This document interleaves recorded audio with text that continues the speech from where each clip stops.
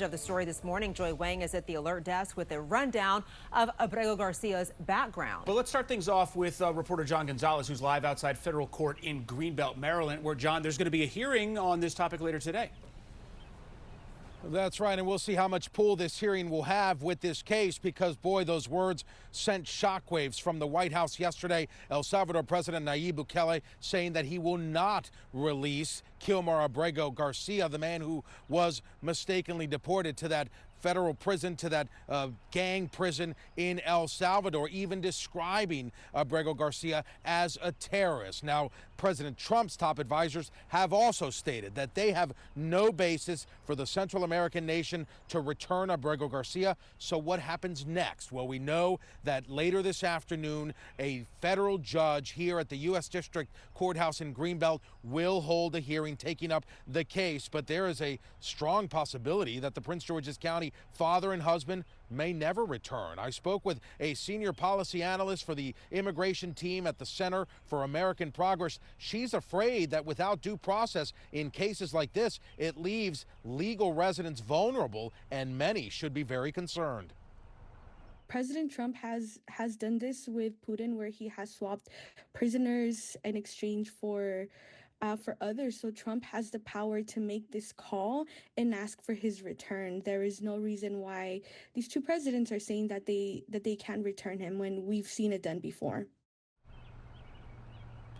Now, a senior immigration and customs enforcement official said in a sworn statement that Abrego Garcia, quote, is no longer eligible for withholding of removal, unquote, because of the Trump administration's claim that he was once a member of the MS-13 gang, even though no evidence of that has surfaced. Coming up later this hour, what Senator Chris Van Hollen from Maryland is planning to do. He says he'll even travel to El Salvador.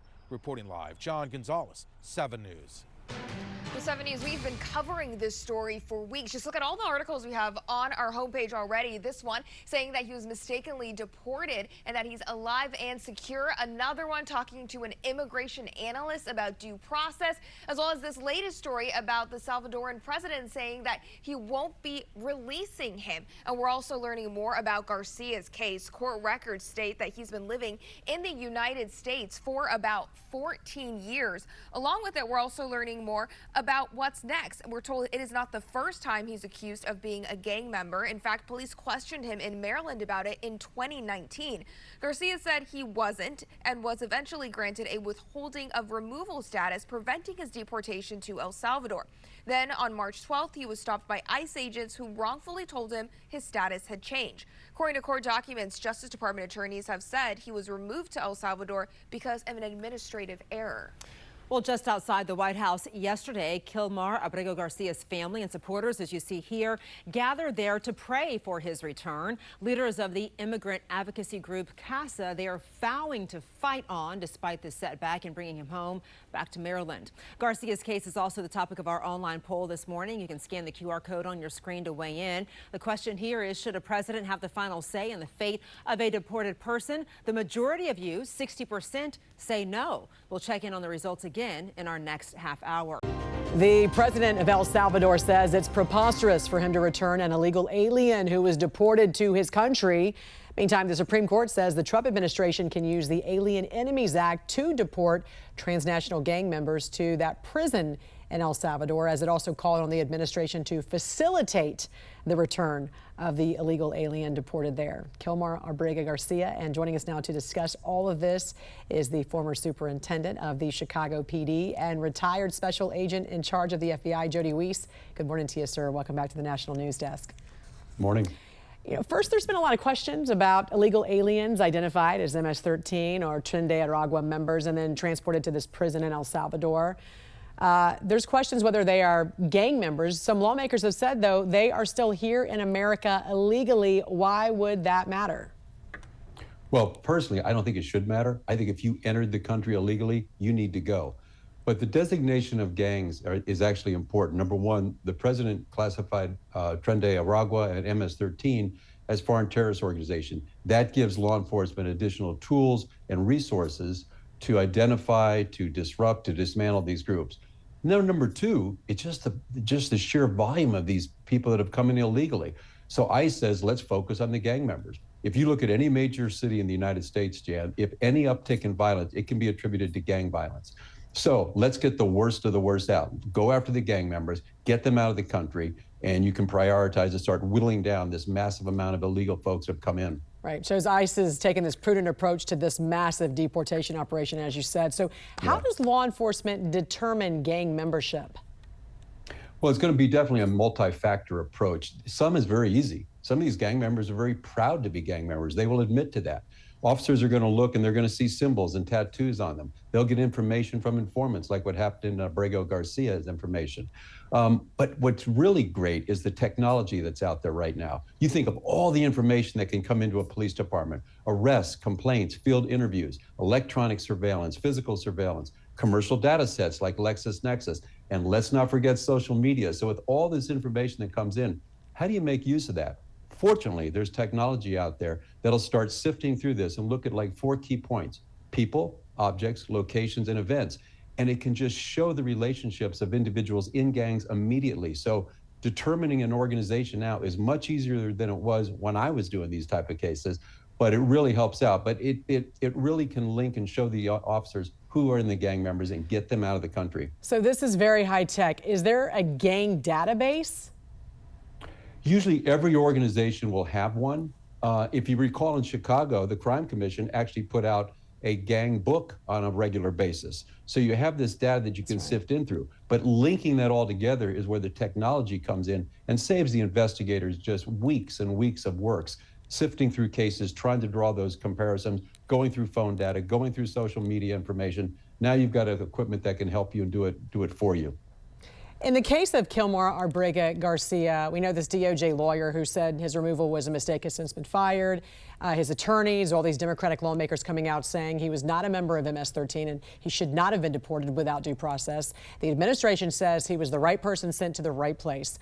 Jody, you point to a judge's ruling in 2019 from an immigration court that stated he had a gang affiliation because of the fear of retaliation from a rival gang. Can you explain this for us? Yeah, Jen, that's what the left is hanging their hat on, this order in 2019. But keep in mind, the new administration in El Salvador has wiped out gangs. So all this threat from gangs in El Salvador doesn't really exist. But let's look at the facts. Number one, he's been determined to be an MS-13 member. A court in 2019 actually denied him bond because they found that he was an MS-13. He was here illegally. He's a citizen of El Salvador. So when he wasn't really deported, you could make the argument he was repatriated. So you have all those facts come on. Then you consider MS-13 as a terrorist organization. It just makes no sense to bring back. And after the president of El Salvador said there is no way he is sending a terrorist, an El Salvadorian citizen, back to the United States, I personally think this case is over with.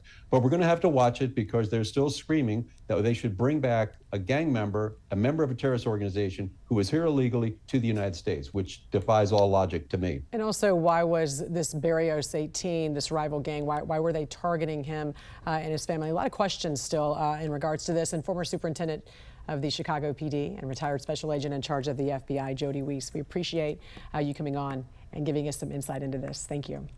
Right. Thanks, Jan. Of course. President Trump says he wants to deport American citizens convicted of crimes. He says it will help the prison population in the United States and save the country money. But there are massive questions about whether it's even legal. We get more now from ABC's Perry Russum. In a live stream broadcast from inside the Oval Office, President Trump can be heard telling El Salvador's President Nayib Bukele he wants to send American citizens convicted of crimes to prison in El Salvador, as Trump calls them homegrowns. I said, homegrowns are next. The homegrowns. You got to build about 5 more places. Yeah, that's fair. All right? It's not big enough. Bukele has taken in hundreds of migrants deported from the U.S. accused of being gang members, sending them here to this mega prison called Secad in exchange for millions of dollars. Trump mentioning the idea again minutes later to reporters as he sat down with his cabinet, including Attorney General Pam Bondi. To Pam, I don't know what the laws are. We always have to obey the laws, but we also have homegrown criminals that push people into subways, that hit elderly ladies on the back of the head with a baseball bat when they're not looking, that are absolute monsters I'd like to include them in the group of people to get them out of the country. Trump says it would help with America's prison population. According to the Department of Justice, in 2022, there were more than 1.2 million people in prisons in the U.S. Trump's call to deport American criminals opens a trove of legal questions. Ultimately, whether Americans can be kicked out of their own country. Trump says sending criminals to El Salvador would save the U.S. money with what he calls great security. We have a huge number of prisons, and then we have the private prisons, and some are operated well, I guess, and some aren't. But he does a great job with that. We have others that we're negotiating with too. But no, if it's a homegrown criminal, I have no problem. In a new interview with Fox Noticias, Trump is repeating calls to deport American criminals, saying we are looking into it and we want to do it. I would love to do that. Perry Russum, ABC News, Washington.